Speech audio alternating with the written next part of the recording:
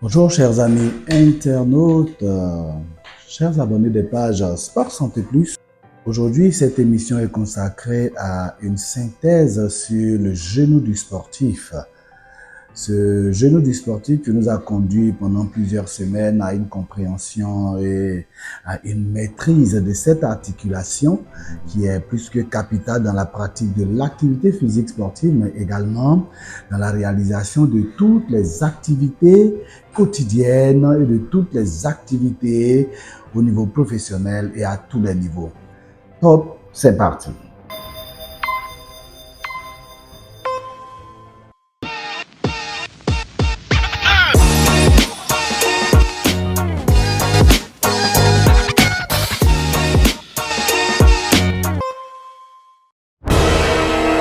Dans un premier temps, il était important de comprendre que l'articulation du genou est l'articulation principale d'exécution d'activités physiques sportives.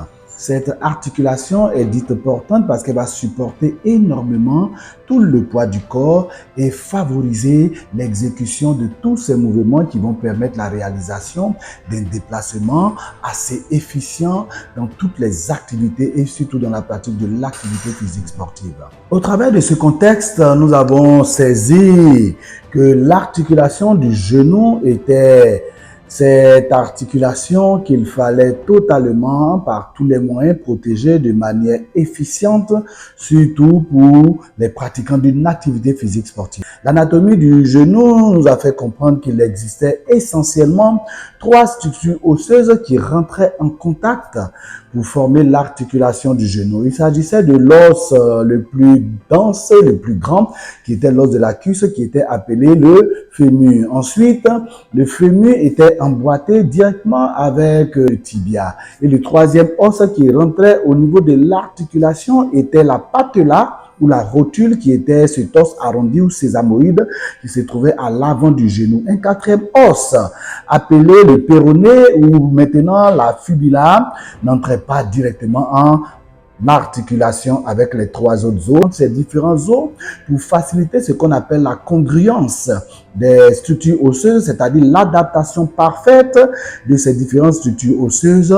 Des éléments importants qui s'interposaient étaient les ménisques interarticulaires et qui permettaient une harmonisation de ces contacts osseux au niveau de l'articulation du genou. Dans la fonctionnalité, il fallait retenir que cette articulation est enrobée dans une capsule articulaire qui en fait sa stabilité. Et dans sa stabilité, pour manifester, favoriser sa fonctionnalité, il y avait des ligaments qui étaient comme des sortes de haubans, des sortes de bandes qui étaient autour des différentes structures osseuses qui les maintenaient en parfaite harmonie. Et en la matière, les ligaments collatéraux, internes et externes existaient et les ligaments piliers qui étaient à l'intérieur de l'articulation étaient de deux types qui sont les ligaments croisés antérieurs et les ligaments croisés postérieurs. Et ces ligaments vont empêcher des mouvements extrêmes de l'articulation au-delà des limites autorisé sans créer des douleurs. Il a été important de souligner les éléments moteurs qui vont animer toutes ces structures osseuses et ces ligaments. Il s'agissait des muscles qui étaient autour de cette articulation. Ils étaient de trois grands groupes. Des muscles de l'avant de la cuisse qui étaient les muscles quadriceps et également les muscles à l'arrière de la cuisse qui étaient les muscles ischio-jambiers. Et enfin, pas très loin de l'articulation du genou, le muscle triceps sural, qui est le muscle constitué par l'ensemble des trois muscles du mollet, était également à ne pas négliger dans la fonctionnalité du genou. Nous avons compris que l'extension du genou permettait à la rotule de se plaquer contre le fémur dans ce qu'on peut appeler une cavité glénoïde qui était entre les deux condyles fémoraux. Cette articulation était également portante de 3 à 4 fois le poids du corps lors de l'exécution de l'activité physique et sportive. L'essentiel de ce chapitre a été consacré au premier grand groupe d'atteintes qui sont les atteintes traumatiques, comme vous le devinez, parce que nous sommes dans la pratique d'une activité physique et sportive qui était le lieu, malheureusement, de grand nombre de traumatismes et l'articulation du genou en payait parfois les grands prix avant d'aborder le deuxième grand groupe d'atteintes du genou qui étaient les atteintes mécaniques chroniques ou les atteintes dégénératives qui étaient issues d'atteintes non traumatiques. Nous avons mis l'emphase sur l'entorse. L'entorse qui était cette atteinte qui concernait les ligaments. Les ligaments collatéraux et surtout le ligament interne étaient le plus atteint dans les entorses. Mais un point d'honneur a été mis à l'atteinte ligamentaire qui concernait les ligaments croisés et surtout le ligament croisé antérieur qui malheureusement dans des mouvements de torsion extrême avec une rotation interne pouvait se rompre. Et l'un des signes majeurs était malheureusement le pied qui lâchait un athlète, le pied qui se défaufilait en dessous le fémur, malheureusement à type de gonflement, à type de laxicité ligamentaire. Et en ce qui concernait le test qui permettait de confirmer cette rupture du ligament croisé antérieur, nous avons parlé du test anti-roi. C'était là l'entorse la plus grave qui va nécessiter plus de 6 mois de prise en charge avant la réathlétisation et la reprise de l'activité. Il a été également question de parler de la luxation patellaire qui était ce déplacement de la rotule en dehors de sa loge et cela survenait lorsqu'il y avait un choc direct sur l'articulation du genou et sur la rotule. Il s'agissait également d'une chute sur le genou de façon violente qui entraînait la sortie de cette rotule de sa cavité. Nous avons également parlé de ce qu'on a appelé le syndrome fémoro-patellaire qui était cette douleur qui était en arrière de la patella.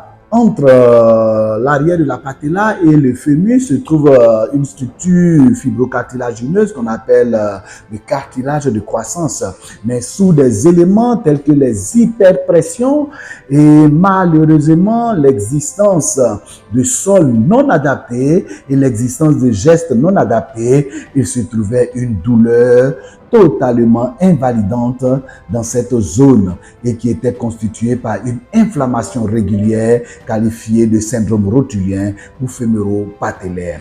Nous avons également abordé les atteintes méniscales qui étaient à type de déchirure, à type de fracture et à type de fissure au niveau de ces structures interarticulaires qui permettaient la congruence des différentes structures osseuses. Et là, le grading test était un test d'hyperpression sur l'articulation du genou qui était plié dans une position anormale qui permettait de visualiser et sinon de constater les douleurs au niveau de ces ménisques.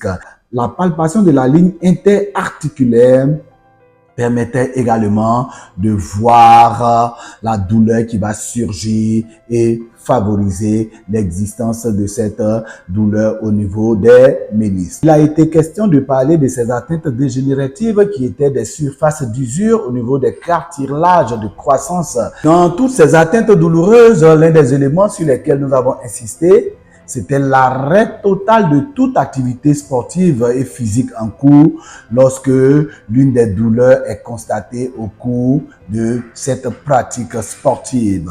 Il s'agit également de parler de ce système de prise en charge immédiate que l'athlète ou tout l'encadrement peut mettre en œuvre avant l'arrivée de personnes spécialisées. Il s'agissait du système RICE. RICE, R pour repos, I pour ice ou glace, C pour la contention et E pour l'élévation qui permettait d'éviter au maximum l'œdème ou éviter au maximum, en mots simples, le gonflement de l'articulation du genou après un traumatisme. Fidèles abonnés des pages Sport Santé Plus, nous vous remercions pour votre présence, pour votre connexion, pour votre fidélité et nous nous retrouvons très bientôt pour aborder un autre thème.